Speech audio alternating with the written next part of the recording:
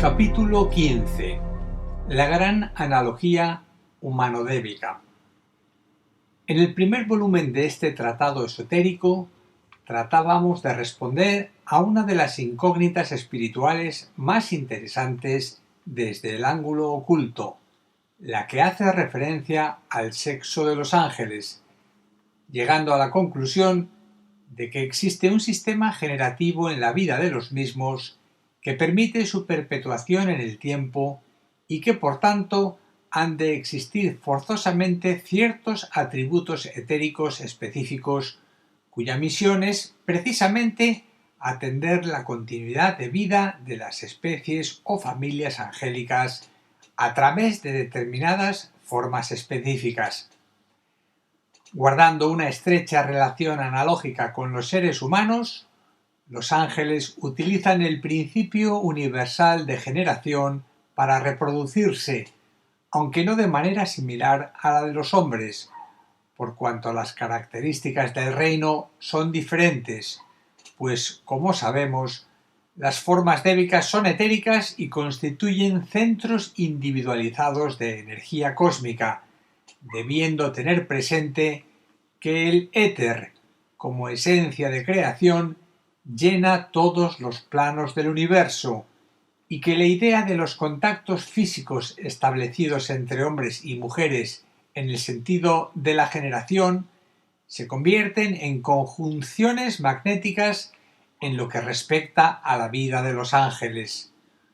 Solo los devas que están por debajo de la evolución humana, como la mayoría de los espíritus de la Tierra y los ángeles lunares, poseen ciertos atributos generativos parecidos a los que utilizan los seres humanos,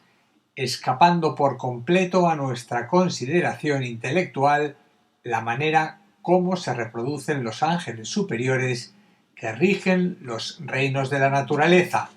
los que construyen los cuerpos físicos, astrales y mentales de la raza humana, y los que vivifican las especies superiores de los reinos subhumanos en evolución. Sin embargo, utilizando el principio hermético de analogía que rige nuestras investigaciones esotéricas,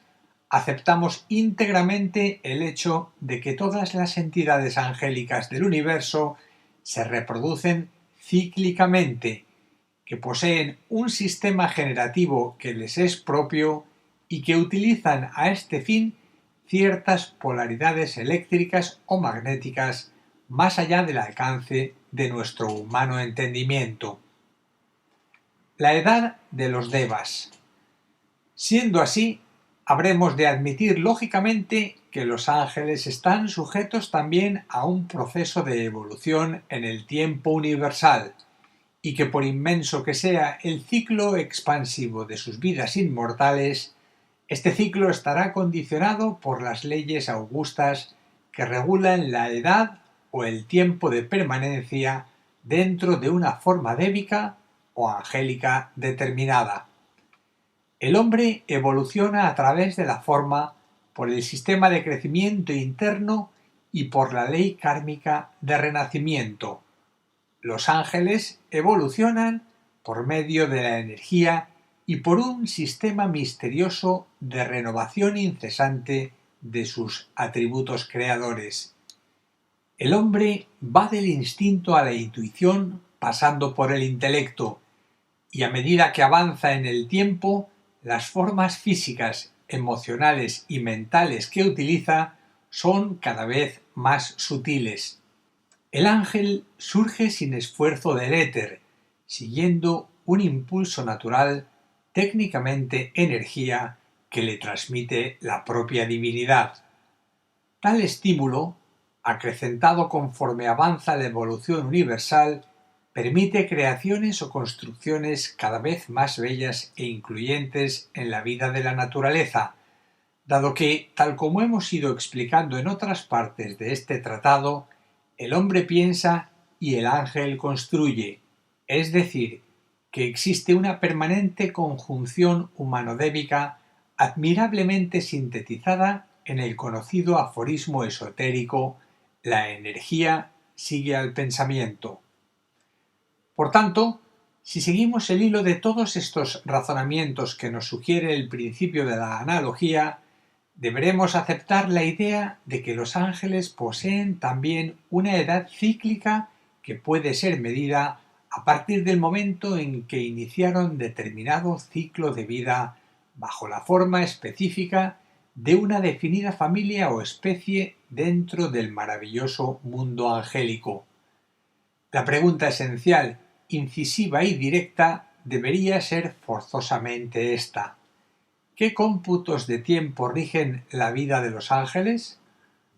Recordamos haber hecho esta pregunta a un Deva muy evolucionado, el cual nos contestó muy afablemente que carecía de edad,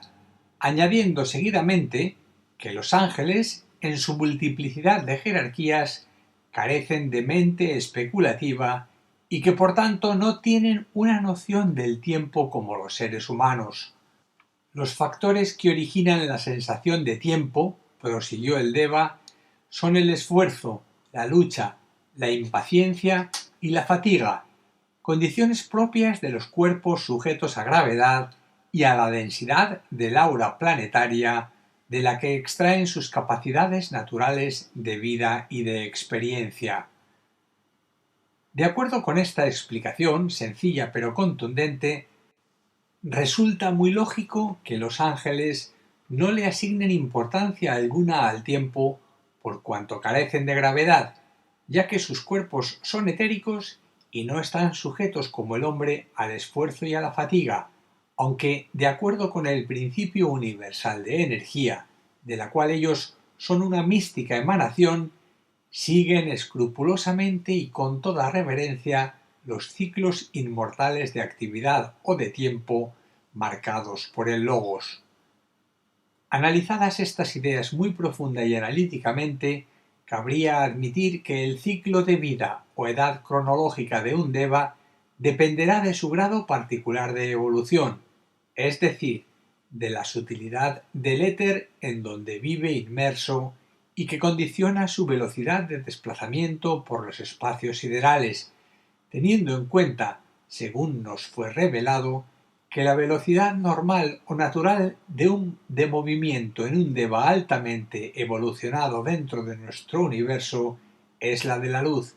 es decir, de 300.000 km por segundo, la unidad de velocidad utilizada en los cálculos astronómicos. Sin embargo, esta velocidad en los desplazamientos siderales es ampliamente rebasada por los ángeles superiores del sistema, en los cuales se verifica el fenómeno esotéricamente descrito como de simultaneidad en el tiempo, o sea, que para ellos no existe prácticamente la distancia. Por decirlo de alguna manera, estos excelsos devas o ángeles superiores constituyen misteriosa e incomprensiblemente el espacio y rigen desde las insondables oquedades del mismo todos los fenómenos que pueden ser registrados en el tiempo. Hay, por tanto, desde el ángulo esotérico, una directa relación de analogía entre el principio de gravedad, la velocidad de movimiento por el espacio y la edad de los devas. El principio de gravedad, porque siempre es un indicio de substanciación material, indicando peso, dificultad de traslación, esfuerzo y fatiga. El movimiento de traslación, porque viene condicionado por la mayor o menor sutilidad del éter que entra en la composición de las formas o de los cuerpos, y la edad cronológica, porque por su naturaleza es una extensión en el tiempo, pudiendo decirse que un ciclo de tiempo será tanto más amplio y dilatado cuanto menor sea la gravedad de los cuerpos y mayor la velocidad de movimiento. De acuerdo con el sentido de estas ideas, las investigaciones ocultas nos han permitido entrever la edad media de los devas más cercanos a la evolución espiritual de la humanidad. Esta edad se rige por una constante matemática que podría ser representada así. Hombre es 1 lo que deva es a 360. Es decir, que por cada año que viva el ser humano, los devas viven 360, no siendo en manera alguna arbitrarias estas cifras, ya que corresponden a la división por grados de cualquier círculo geométrico en la vida de la naturaleza. Así, si esotéricamente se le asigna a la vida física de la humanidad una duración media de 72 años, que corresponde cíclicamente a un grado de meridiano dentro del gran círculo precesional de los equinoccios,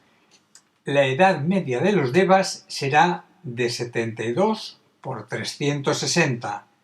igual a 25.920 años, abarcando la totalidad de un ciclo terrestre de retrogradación, es decir,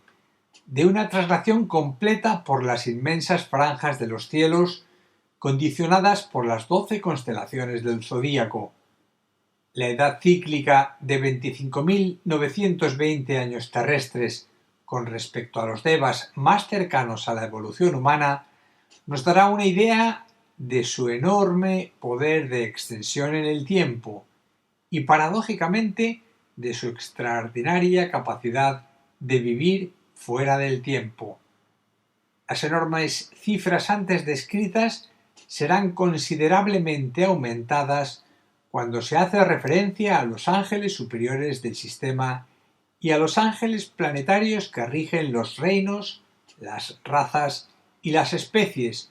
los cuales pueden persistir cíclicamente bajo la misma forma angélica cantidades astronómicas de años luz en el tiempo, que naturalmente no podremos precisar, pero que imaginamos estarán regidas por unas constantes cósmicas relacionadas con la vida logoica dentro de nuestro sistema solar. Ahora bien, la constante periódica de 72 años con respecto al ser humano, no olvidemos que el número 72 es igual a 7 más 2 igual a 9, tiene que ver con la conocida sentencia esotérica el 9 es el número del hombre, y el grado de acercamiento al mundo etérico de las formas sustanciales en la vida de la naturaleza por parte de los devas,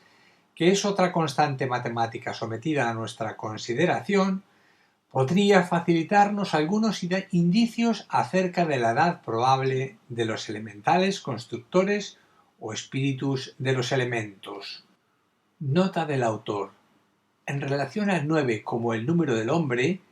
en el primer volumen de este tratado esotérico sobre los ángeles, titulado Las fuerzas ocultas de la naturaleza, llegábamos a la conclusión de que místicamente el 9 era también, en orden de rayos actuantes, el número del ángel. Si reducimos a un número dígito las cifras que constituyen las edades cíclicas de los devas, corroboraremos aquella afirmación. Veamos. Primero, 360 años. 3 más 6 igual a 9. Segundo, 25.900 años. 2 más 5 más 9 más 2 igual a 18, igual a 1 más 8 igual a 9.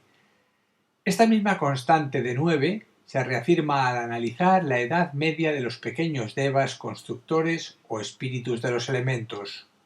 Nomos, 288 años igual a 2 más 8 más 8 igual a 18, igual a 1 más 8 igual a 9. Ondinas, 360 años igual a 3 más 6 igual a 9. Salamandras, 432 años igual a 4 más 3 más 2 igual a 9. Sílfides, 504 años igual a 5 más 4 igual a 9. Tal como hemos considerado en otras partes de este tratado, tales devas son A. Espíritus de la tierra, gnomos. B. Espíritus de las aguas, ondinas. C. Espíritus del fuego, salamandras y agnis inferiores. D. Espíritus del aire, silfos o sílfides, ocupando cada uno de tales grupos una zona etérica determinada de entre las 4 que integran el plano físico, es decir, A. Cuarto subplano físico, subetérico o primer éter, los gnomos. Quinto subplano físico, etérico o segundo éter, las ondinas. Sexto subplano físico, subatómico o tercer éter, las salamandras. D. Séptimo subplano físico, atómico o cuarto éter, las sílfides. Hay aquí 2 elementos a considerar de acuerdo a lo dicho anteriormente. Primero, la edad mística del hombre de 72 años, que al parecer es una constante cósmica, y segundo, el grado de sutilidad del éter en donde viven y tienen su razón de ser los espíritus de los elementos o devas constructores. De acuerdo con estas 2 constantes podríamos establecer las siguientes relaciones. A continuación, Vicente Beltrán Anglada nos presenta una correlación entre los devas constructores, el subplano físico, la edad humana y la edad débica. Así, a los devas constructores gnomos del cuarto subplano físico se correlacionan con una edad humana de 72 años, 72 por 4, igual a la edad de 288 años débica. Las ondinas del quinto subplano físico se correlacionan con una edad de 72 años, 72 por 5, igual a una edad débica de 360 años. Las salamandras del sexto subplano físico se relacionan con una edad humana de 72 años. 72 años por 6 es igual a 432 años de edad débica. Por último, los silfos del séptimo subplano físico, cuya edad humana es 72 años, 72 por 7, se correspondería con una edad de 504 años de edad débica. Esta es, a nuestro entender, la edad media de los devas constructores o espíritus de los elementos, debiendo tener en cuenta que esta edad media es solamente una simple medida de indicación, lo mismo que la edad media de 72 años ha sido entresacada visando la vida entera de la humanidad y no una unidad aislada que es el hombre. No podemos decir, por tanto, que un silfo del aire deba vivir inevitablemente 504 años, sino que esta es la edad media que corresponde al ciclo de vida de la especie a la cual pertenece, lo cual quiere significar que habrá sílfides que vivirán más de 1000 años y que otras no llegarán a los 300, dado que, según hemos podido observar durante el curso de nuestras investigaciones ocultas acerca del mundo débico, los espíritus integradores de los elementos del plano físico están sujetos a las enfermedades, a la vejez y a la muerte, aunque todo ello se realice en forma muy diferente a la de los seres humanos. La reencarnación de los devas. La exposición de estas ideas nos obliga a formularnos otra muy interesante pregunta desde el ángulo esotérico. ¿Reencarnan los devas? Es decir, ¿están ellos, al igual que nosotros, atados inexorablemente a la rueda de samsara que rige la ley kármica de muerte y nacimiento? Bien, esta pregunta podría ser contestada afirmativamente ateniéndonos al principio de analogía que rige para nuestro universo de segundo rayo, aunque teniendo en cuenta que la muerte y el proceso de renacimiento pueden ser radicalmente distintos a tal como lo verificamos los seres humanos desde el ángulo puramente físico y sin otras medidas de consideración que las que nos suministran nuestros 5 sentidos corporales y nuestro grado de percepción mental. Deberemos tener en cuenta, ante todo, que la muerte como fenómeno de extinción física y posterior proceso de desintegración de la forma no opera en los niveles etéricos, por cuanto es en estos niveles precisamente a donde van a parar todos los residuos etéricos que se liberan de los cuerpos físicos densos en proceso de desintegración. Hay que observar, sin embargo, que pese a la sutilidad del éter en donde viven inmersos los elementales constructores, siempre será perceptible a la visión esotérica un intervalo de descanso, aunque mucho menos prolongado que en el caso de los seres humanos. Una especie de devachan por el que ha de pasar un deva o elemental constructor antes de asumir un nuevo vehículo etérico, teniendo presente, de acuerdo con las leyes infinitas de la evolución, que hay una línea progresiva que lleva a los gnomos a convertirse en ondinas, a las ondinas en salamandras o pequeños agnis del fuego, a las salamandras en sílfides y a las sílfides en devas directores del proceso de construcción de formas en la vida de la naturaleza.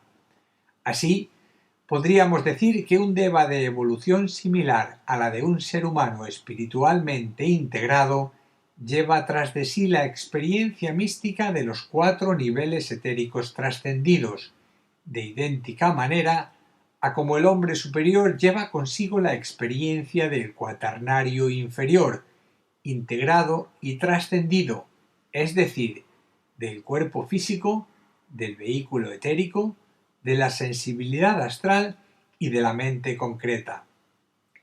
En todos los órdenes de la vida puede hallarse siempre la analogía, ya que en ella se encuentra la clave del conocimiento perfecto. Hay que considerar también que en cada uno de los niveles etéricos del plano físico hay diferentes grados de sutilidad, y que cuando hablamos, por ejemplo, del 5º subplano físico, que corresponde al 2º nivel etérico, no nos referimos a que viven allí solamente los elementales constructores o espíritus de las aguas, llamados esotéricamente ondinas, sino que hay una prodigiosa multiplicidad de devas en evolución, desde las simples ondinas hasta los poderosos neptunos que integran con su extraordinaria vida débica los grandes océanos del planeta. Lo mismo puede ser aplicado a los demás niveles etéricos, aunque extendiendo la idea a los subplanos de todos los demás planos del universo, en donde, de acuerdo con la ley de sutilidad de la substancia utilizada en orden a la creación de formas integrantes, habrá que imaginar, si podemos hacerlo, una extraordinaria capacidad de vida débica con facultades y atributos divinos más allá del más elevado entendimiento humano. Consubstancialmente con la idea de renacimiento tenemos la del karma, y es ahí, sobre este punto, donde deberemos aplicar creadoramente la analogía. Nuestro universo en su totalidad es kármico, ya que se halla en proceso de manifestación cíclica en el tiempo, y lo mismo podría decirse de todo universo, constelación o galaxia que pueblan los mares infinitos del espacio. Así pues, hablar del karma de los devas, sea cual sea su grado de evolución espiritual, no es una mera hipótesis de nuestra mente, sino una certeza total que nace de la aplicación correcta del principio de analogía. Lo único que hay que tener presente, en todo caso, es que el karma de los devas es muy diferente al de los seres humanos. El karma del hombre es crear, a través de la experiencia resultante del contacto con la substancia material, de los niveles mental, astral y físico. El del deva es construir, mediante una energía potencial que les es propia, los vehículos de substancia que los reinos de la naturaleza precisan para realizar normalmente su evolución. Hemos discutido este punto en otras partes de este tratado y no vamos a insistir sobre él mismo. Sin embargo, la sutilidad del elemento en que viven inmersas las diferentes jerarquías que constituyen el reino eudébico las ubica, desde el ángulo de vista de la ley del karma, en una pluralidad de zonas mucho menos conflictivas que las humanas, y sin el dolor moral y físico que aqueja a las razas y a las especies en nuestro mundo físico. Siempre de acuerdo con la analogía, deberemos admitir, sin embargo, que habrá ciertas zonas de conflicto en los niveles etéricos de todos los planos de la naturaleza, en donde exista un punto de contacto débico con la vida de los hombres, singularmente en los niveles psíquicos, en donde hace sentir más acentuadamente su presión el guardián del umbral de la humanidad y en donde con mayor intensidad y potencia se manifiestan los devas lunares, sujetos todavía a la atracción inferior del arco descendente de la evolución planetaria, y en donde, esotéricamente hablando, hay una permanente lucha o conflicto entre los ángeles de la luz y los ángeles de las tinieblas, disputándose, tal como se dice místicamente, la presa del corazón humano. Y aquí habría mucho que hablar acerca del fenómeno psicológico, o quizá mejor sería decir psíquico, de la tentación, con el fin objetivo de despertar espiritualmente el alma humana. Parte importante del karma humano se halla precisamente en la lucha que sostienen dentro de su corazón los devas de la luz y los devas de las sombras, la cual ha dado lugar a la tradición religiosa del ángel guardián y del demonio tentador. Trasfondo de esta épica lucha humana hay que tener en cuenta el karma particular de ambos grupos de devas que, infiltrados en el aura etérica del hombre, penetran en su corazón y le incitan a la lucha en los niveles de la existencia material. Y con respecto al karma, deberemos admitir también, siquiera con carácter de hipótesis, el que tiene que ver con los grandes ángeles del universo y del propio planeta, sujetos a la presión divina y representando estadios de la vida de Dios en los planos o niveles de la existencia material, teniendo en cuenta que la divinidad, pese a ser omnipotente en todos los órdenes de la vida manifestada, no puede llegar a establecer contacto con sus infinitas creaciones si no es a través de sus directos mensajeros, los ángeles. Ellos son los que construyen la soberbia estructura del universo según los planes de la ordenación divina y utilizan la energía que surge de sus cuerpos radiantes para mantener inconmovible dicha estructura a través de las edades, siendo el karma particular de tales esplendentes entidades angélicas la actividad maravillosa que desprende de sus indescriptibles cualidades espirituales que esotéricamente se describen como conocimiento de los sabios designios del Señor, integración de las justas medidas de su indescriptible inteligencia y construcción de todos y cada uno de los planos del sistema solar.